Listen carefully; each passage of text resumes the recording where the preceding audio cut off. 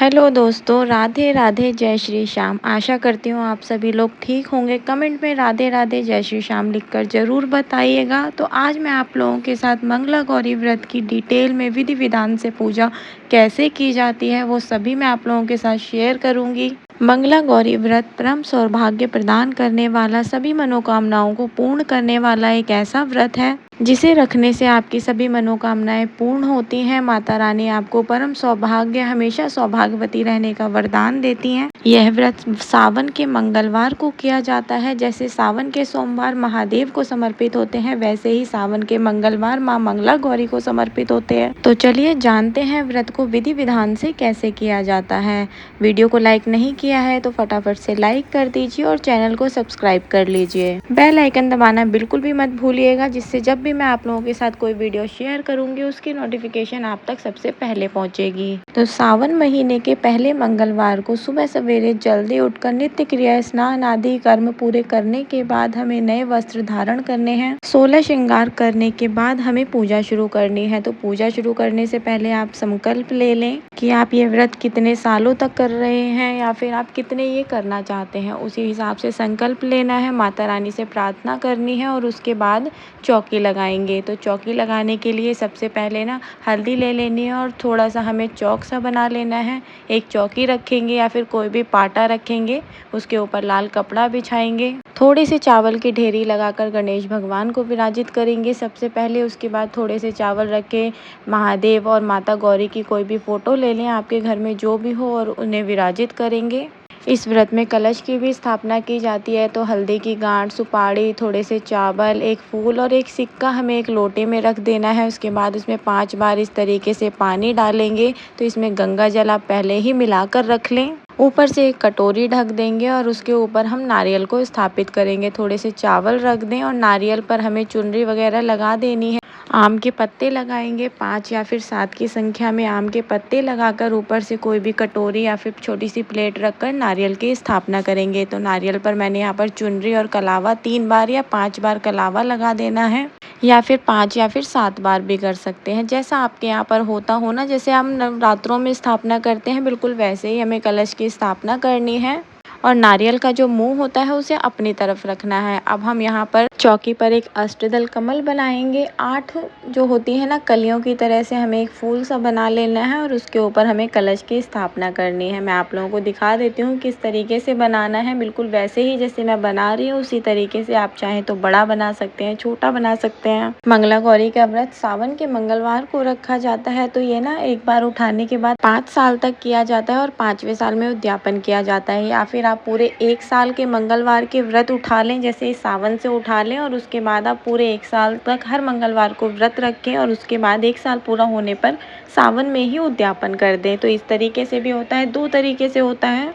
तो आप किसी भी तरीके से कर सकते हैं, वैसे ही हमें संकल्प लेना होता है। तो ये देखिए अष्टदल कमल बना लिया है हमने, स्थापना कर लिया है। अब ना गेहूं की मतलब 16 ढेरी बनानी है। इन्हें षोडश मातिका कहते हैं। माता के 16 रूप होते हैं, तो वो हमें बना लेने हैं। इस तरीके से आप लोग देख सकते हैं। अब एक सफ़ेद कपड़ा लेना है, तो कोई रुमाल ले लें कोरा। इसमें जो भी चीज़ होती है वो सब हमें नहीं चाहिए होती है। तो मैंने यहाँ पर एक कोरा रुमाल ले लिया और उसके ऊपर चावल की 9 ढेरी लगाएंगे। तो 9 ढेरी जो होती हैं ये नवग्रह का रूप होती हैं, जिससे हमारे जो नवग्रह होते हैं वो शांत होते हैं और हमें मंगल की शुभकामनाएं हमें मिलती हैं। मंगल ही मंगल होता है, तो हमें नवग्रह की भी पूजा करनी होती है। इस व्रत में जो भी चीज़ें हमें चढ़ानी होती है वो सभी चीज़ें 16 की संख्या में चढ़ाई जाती है माता रानी को। माता रानी की एक मूर्ति बनाई जाती है मिट्टी की। तो मिट्टी है ना, आप गमले से ले सकते हैं, लेकिन तुलसी के गमले की मिट्टी मत लीजिएगा, किसी भी गमले की आप ले सकते हैं। ये देखिए इस तरीके से हमें माता रानी को बना लेना है मिट्टी से। तो या तो आप एक ना पिंडी के आकार की एक मूर्ति बना सकते हैं, या फिर आप इस तरीके से 5 गोले बनाकर माता रानी की मूर्ति बना सकते हैं। तो माता रानी को अब हम विराजित करेंगे। तो हमें घर का ना जो भी चकला आप यूज़ करते हो रोटी बनाने के लिए लकड़ी का, वो ले लेना है और उसे स्थापित कर लेंगे। वहाँ पर एक ढेरी लगाएंगे गेहूं की और उसके ऊपर हमें माता रानी को विराजित कर देना है। एक आटे का सिलबट्टा बनाएंगे, इस तरीके से आप लोग देख सकते हैं, और उसे भी हमें विराजित कर देना है। सभी का हम पूजन करेंगे आगे। आटे का 16 बाती का दिया बनाया जाता है। तो इस तरीके से कलावा ले लें और इस तरीके से ना घुमाते हुए फोल्ड करते हुए हमें ना 16 बाती का दिया बना लेना है। तो 4 मुखी दिया बनाया जाता है, तो 16-16 की ना 4 बातियाँ हमें बना लेनी है और इसमें ना रख देंगे दिए में और उसे घी से भर देना है। ये घी से ही जलाया जाता है। तो सभी की स्थापना करने के बाद हमें ये जो घी का दिया है ना वो जला लेना है और उसके बाद ही हमें पूजन शुरू करना है। तो ये घी का जो दिया है वो जलता हुआ होना चाहिए, बाद में पूजन स्टार्ट करेंगे। तो यहाँ पर मुझसे कुछ क्लिप्स मिस हो गई। तो पंचामृत से स्नान कराया जाता है गणेश भगवान को, भोलेनाथ को और माता रानी को। और उसके बाद यहाँ पर हम वस्त्र स्वरूप जनेऊ समर्पित करेंगे गणेश भगवान को, भोलेनाथ को और सभी को हम कलावा से वस्त्र स्वरूप कलावा समर्पित कर देंगे। तो इस तरीके से आप चाहें तो आप चुनरी वगैरह भी ले सकते हैं, लेकिन इस तरीके से कलावा चढ़ाने से भी वस्त्र ही माना जाता है।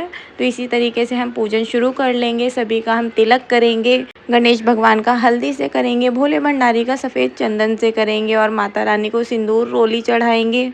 नवग्रह और षोडश मातृका को भी हम चढ़ाएंगे और उसके बाद माता को हम सभी चीज़ें जो है ना 16-16 की संख्या में समर्पित करेंगे। जैसे 16 पान, 16 सुपारी, 16 लौंग, 16 इलायची, 16 तरीके के मतलब 5 तरीके के फल 16-16 की संख्या में लेंगे। 7 तरीके के अनाज चढ़ाएंगे जो 16-16 की संख्या में होंगे। फल चढ़ाएंगे, वो भी माता रानी को 16 की संख्या में चढ़ाएंगे। या तो आप एक ही तरीके का कोई एक फल ले लें जो 16 की संख्या में हो, या फिर मिक्स करके ले लें। माता रानी को आटे के लड्डू बहुत प्रिय होते हैं, तो 16 की संख्या में माता रानी को आटे के लड्डू चढ़ाएंगे। कोई भी चीज़ चढ़ाने से पहले सबसे पहले हम भगवान गणेश को चढ़ाएंगे, भोलेनाथ को चढ़ाएंगे, उसके बाद हम माता रानी को चढ़ाएंगे। 16 श्रृंगार अर्पण करेंगे, माता रानी को साड़ी चढ़ाएंगे। धनिया के बीज और जीरा माता रानी को जरूर चढ़ाइएगा। तो 16 की संख्या में ही हम गिनकर माता रानी को चढ़ाएंगे।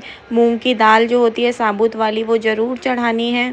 गेहूँ, जौ, चना, बाजरा, दालें सभी माता रानी को 16-16 गिनकर चढ़ानी है। चावल चढ़ाने हैं।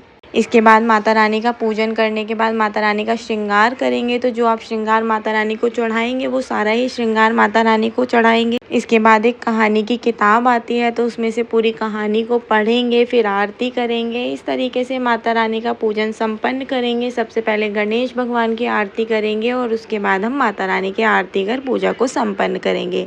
वीडियो कैसी लगी हो आप लोग मुझे कमेंट करके ज़रूर बताइएगा, और अगर कोई आपको जानकारी चाहिए हो तो भी कमेंट करिएगा, मैं आप लोगों के साथ ज़रूर शेयर करूँगी।